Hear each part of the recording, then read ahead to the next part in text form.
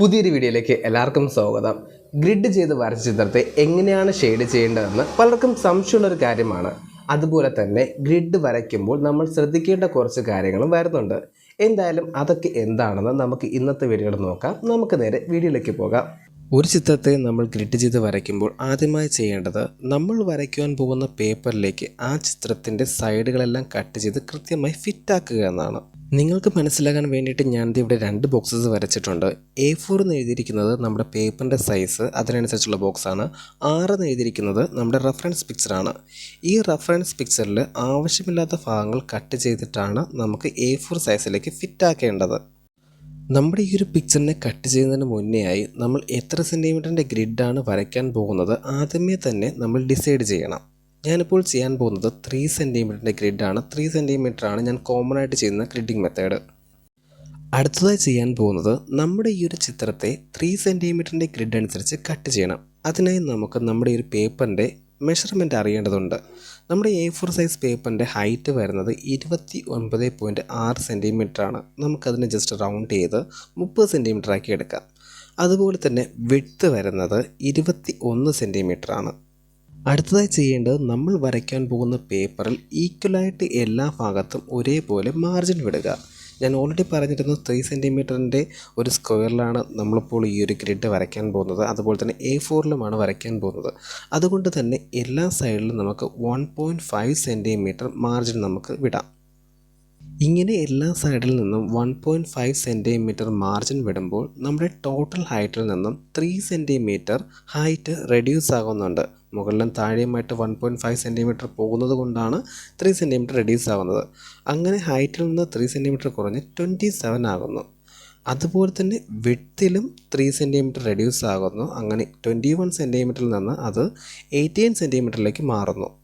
നമ്മൾ ഓൾറെഡി പറഞ്ഞിരുന്നു നമ്മുടെ ചിത്രത്തെ 3 സെൻറ്റിമീറ്ററിൻ്റെ ഗ്രിഡായിട്ടാണ് വരയ്ക്കുന്നത്. അതുകൊണ്ട് തന്നെ നമ്മുടെ ഹൈറ്റിനെയും വിഡ്ത്തിനെയും 3 കൊണ്ട് ഡിവൈഡ് ചെയ്യാം.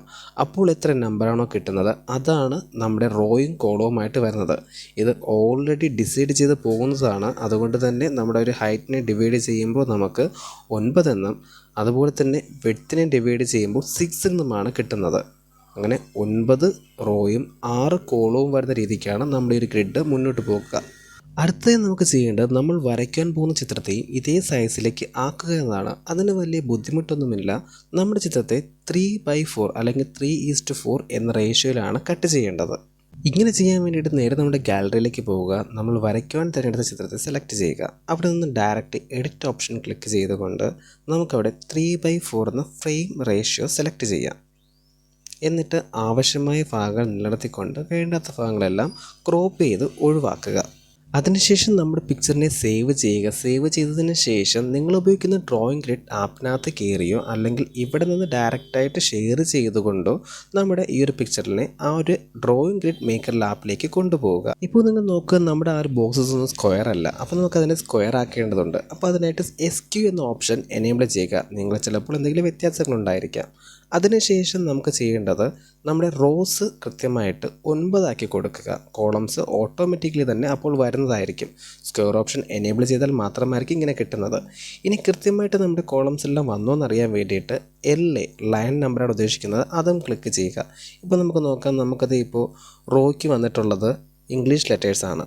കോളംസിന് വന്നിട്ടുള്ളത് 1 2 3 ആണ്. 0 മുതൽ 5 വരെയുണ്ട്. അപ്പോൾ നമുക്ക് കൃത്യമായിട്ട് 6 കോളം കിട്ടിയിട്ടുണ്ട്. ഇത്രയും മാത്രമാണ് നമ്മൾ 3 സെൻറ്റിമീറ്റർ സ്ക്വയർ ചെയ്ത് A4ലേക്ക് ഗ്രിഡ് ചെയ്ത് വരയ്ക്കുമ്പോൾ ശ്രദ്ധിക്കേണ്ടത്. അടുത്തത് നമ്മൾ നോക്കാൻ പോകുന്നത് 2 സെൻറ്റിമീറ്ററിൻ്റെ ഗ്രിഡ് ഉപയോഗിച്ച് എങ്ങനെയാണ് വരയ്ക്കേണ്ടതെന്നാണ്. അപ്പോൾ അതിൽ ചെറിയ ചെറിയ വ്യത്യാസങ്ങളെ വരുന്നുള്ളൂ. ആദ്യമേ തന്നെ 3 സെൻറ്റിമീറ്ററിൻ്റെ ഗ്രിഡ് നിങ്ങൾ വരയ്ക്കുകയാണെങ്കിൽ നിങ്ങളുടെ തുടക്കക്കാരനാണെങ്കിൽ അല്പം ടഫായിട്ട് ഫീൽ ചെയ്യും. 2 സെൻറ്റിമീറ്റർ ആയിരിക്കും കുറച്ചുകൂടെ എളുപ്പമായിട്ട് വരിക. അപ്പോൾ അതിനെ നമുക്ക് നേരത്തെ ചെയ്തതുപോലെ തന്നെ ഇവിടെ നമുക്ക് ഒരു മാർജിൻ വിടേണ്ടതുണ്ട്. അപ്പോൾ വിഡ്ത്തിൽ നമുക്ക് കൃത്യമായിട്ട് 1.5 സെൻറ്റിമീറ്ററും ഹൈറ്റിൽ 1 സെൻറ്റിമീറ്ററുമാണ് നമ്മൾ മാർജിൻ വിടുന്നത്. ഇങ്ങനെ ചെയ്യുമ്പോൾ നമ്മുടെ ഹൈറ്റിൽ 2 സെൻറ്റിമീറ്റർ കുറയുകയും അതുപോലെ വിഡ്ത്തിൽ 3 സെൻറ്റിമീറ്റർ കുറയുകയും ചെയ്യുന്നു. ഇങ്ങനെ കുറയുമ്പോൾ നമ്മുടെ ഹൈറ്റ് 28 സെൻറ്റിമീറ്റർ ആയിട്ടും വിഡ്ത്ത് 18 സെൻറ്റിമീറ്റർ ആയിട്ടും കിട്ടുന്നു. ഇതിനെ 2 കൊണ്ട് ഡിവൈഡ് ചെയ്യുമ്പോൾ നമ്മുടെ റോ 14 ആയിട്ടും കോളം 9 ആയിട്ടും കിട്ടുന്നു. നമ്മൾ വരയ്ക്കുന്ന പേപ്പറിൽ യാതൊരുവിധ വേസ്റ്റ് ഏരിയയും വരാതിരിക്കാൻ വേണ്ടിയിട്ടാണ് ഇങ്ങനെ കൃത്യമായിട്ടുള്ള മെഷർമെൻറ്റ്സ് എടുത്ത് മുന്നോട്ട് പോകുന്നത്.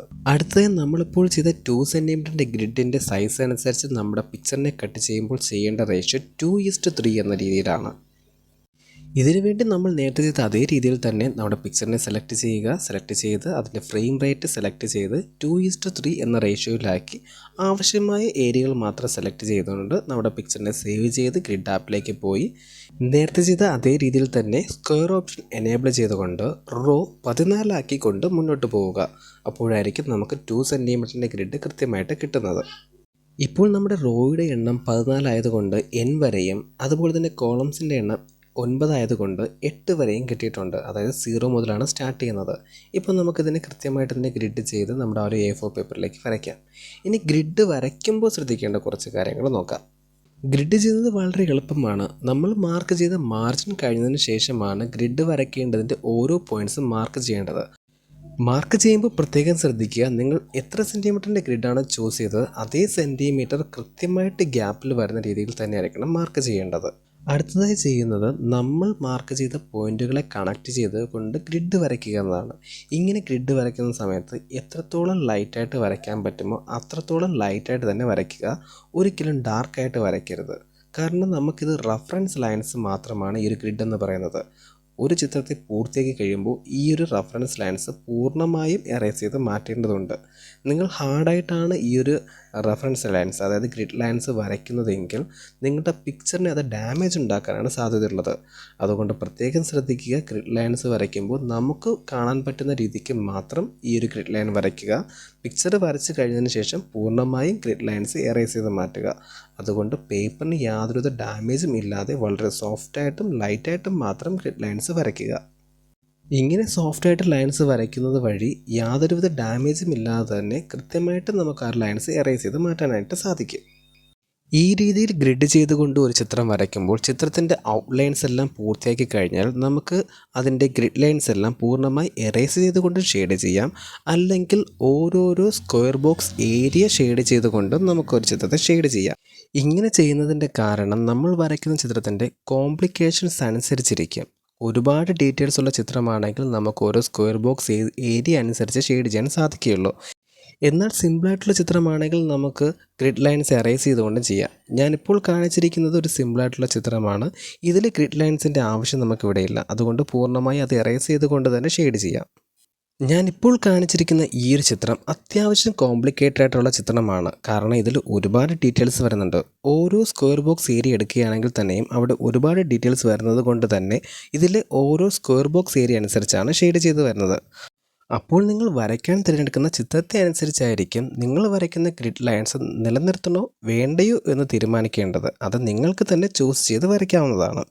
ഇന്നത്തെ ഈ ഒരു വീഡിയോ നിങ്ങൾക്ക് ഉപകാരമായാൽ നിങ്ങളുടെ അഭിപ്രായം പറയാൻ മറക്കരുത്. അതുപോലെ തന്നെ നിങ്ങളുടെ സംശയങ്ങൾ കമൻറ്റുകളായി രേഖപ്പെടുത്തുക. നമുക്ക് പുതിയൊരു വീഡിയോയുമായിട്ട് ഉടനെ തന്നെ കാണാം. താങ്ക്